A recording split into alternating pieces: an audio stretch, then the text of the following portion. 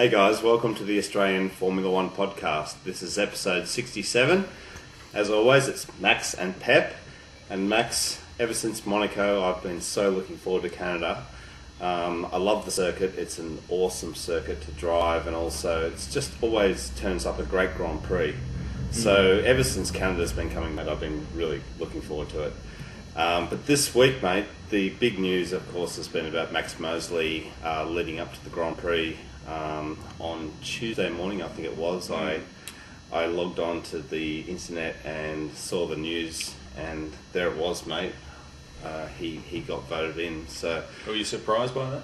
Mate, I was quite surprised. But since then, I've kind of been reading a lot about it and learnt that Max has made a lot of people a lot of money over the years, and it's payback time, baby. And a lot of you guys have made those comments on our last video.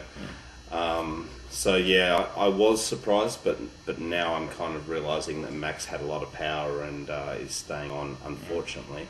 Yeah. Yourself, Max, were you as surprised? Well, hi everyone. No, not particularly, because there's a lot of stuff that goes on in the background that we as the average punter out there don't get to see. There's a lot of wheeling and dealing going on in the background. And there's a lot of motorsport or fledgling motorsport federations out there that quite frankly need Max's support, and Max has basically turned around, I would dare say, and has said, right, you need to back me and I'll give you this, that and the other. Okay. So I'm not overly surprised. I am pleased in the sense that a third of all the voters voted against him.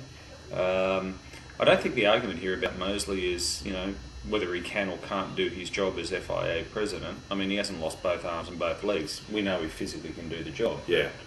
I wouldn't really want to pin my colours to an organisation headed by a bloke who not only is married but has, been caught doing what he was doing. And I think Bernie's comments about, the King of Spain, you guys would have seen the comments that the fact that he got voted in by, let's face it, a bit of a minority, although he won the vote. People like the King of Spain aren't going to want to shake his hand, and he's not going to be able to continue on. And actually, he's relinquished his public duties to some deputies, so he's a lame duck, mate. Our sport relies a lot on sponsorship and the like, and the association with Formula One and the prestige it offers. I mean, you've got a guy at the head of the FIA who's been caught doing what he's done. Again, I wouldn't want to be associated with an organisation that's headed by someone such as him. Now, we've all got different stands on the moral issue and all that sort of thing. Some of you think he didn't really, so what? He didn't do anything wrong. Yeah. It wasn't illegal. Fine. That's not the argument. The argument is he's a boss of a commercial business that relies on a lot of sponsorship and the like. And I think he's done the sport and himself a great disservice. But either way. Yeah, we've got him now, and we'll see what happens in the future. But he's there, and that's that. So let's hope he honours his recent agreement to leave the post in 2009. Hopefully, he'll go earlier, but we'll wait and see. All right, Max. Well, let's move on to Canada. Let's get upbeat. That was so sombre. Poor old Max. Yeah, you're gone. Good. Yeah. Right, Canada. Great. This week's race. This week's race coming up, and mate, leading up to the race, there's been some banter about Kimi and his intentions post this year and whether he'll continue on. And quite frankly, Max, I wasn't surprised at all. We all know that Kimi doesn't enjoy, a lot of what F1 is about for him, the sponsorship and he just wants to drive the car. Yeah, the rest he of wants it to get on with it. annoying. Yeah, and that that's come out through third-party sources. And question marks over him continuing, and also other driver movements, mate. Yeah, sorry, mate. Before you go on, just with the Kimi thing, this actually started last year. I don't know whether you guys remember as well that this issue of Kimi getting bored or Kimi not this or not that, not overly interested in everything outside of the racing. This came up a while ago, and again he won the. Or I guess, not again, but I guess he won the World Championship last year, so he's climbed that hill. Could he quit? Yeah, probably. Possibly. Possibly, Yeah. I mean. Yeah, it could happen. Possibly, yeah. but You wouldn't be overly surprised, but also, personally, I'd like to see Kimi go on. But he's from Finland, Max. I mean, that's crazy Finns. They seem to come and do really well in the sport, and then not stay too long. At least in F1, I've noticed that. I'd like him to hang around though. I think I would he's a great too. driver, and Definitely. He's at the peak of his powers and all. But I mean, it's a silly season. I mean, these rumours start every year. Kimi's bored. Kimi's this. Kimi might be going. Blah blah blah.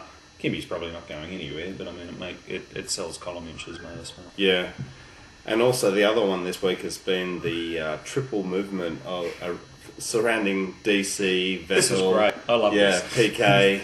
We did this video the other week about driver movements, and then it just continues on. Max, the silly season just continues on, and I thought it was a really funny rumour, and I could see how it would work. DC to Renault? I don't think so. I could see how they're trying to work things out there because certain drivers are at the end of their career, Max, and certain drivers are not performing. We'll see, but I can't. He means DC and PK. Yeah, exactly. Look, I can't see Weber going to Renault. I can't see Flav even entertaining the idea of him going to Renault. But stranger things have happened. But PK, I think, to the STR or the STR3 car would be good. He would view that as the death knell, I guess, of his career. But it'd be good for him to get the experience. Vettel. Easy into the Red Bull. Yeah, there's been lots of rumours about him already, and Red Bull use Renault engines. Like you said, DC to Renault. That's not new about Vettel. He's there's been rumours about him for a while, and also Robert Kubica's doing well, and there's rumours about him and where he's going to go. Will he stay at BMW? And everyone wants him. And Webber 5 consecutive points finishes, and he talks about him moving to a bigger team or staying with Red Bull. So I think that's part of his managers, i.e. Flav and himself. I think that's part of their. I'm not just going to stay here at Red Bull. I might go elsewhere type of thing in a bid to up his salary. Yeah. I haven't heard even any rumours or whispers about anyone else being interested in Webber, but I think that's normal in contract negotiations. I might not just stay here, I might go elsewhere, someone else might want me. Whatever. He's up at the end of the year, so... Yeah. So, mate, that's been the week for me, and it's been all about Mosley and driver movements and stuff, and building up to Canada. Yes, Canada, can't wait. So now we have to talk a little bit about, as we film this, they've had practice 2, they haven't had qualifying yet, and Lewis has done well in second practice, and Massa in first, and it's the usual guys up the top there. Kubica again doing well. So, mate, let's talk about tips. Let's get those tips down. Okay, all right. We'll catch you next time, guys. All right, guys. See you next time. See ya. Okay, bye. Bye.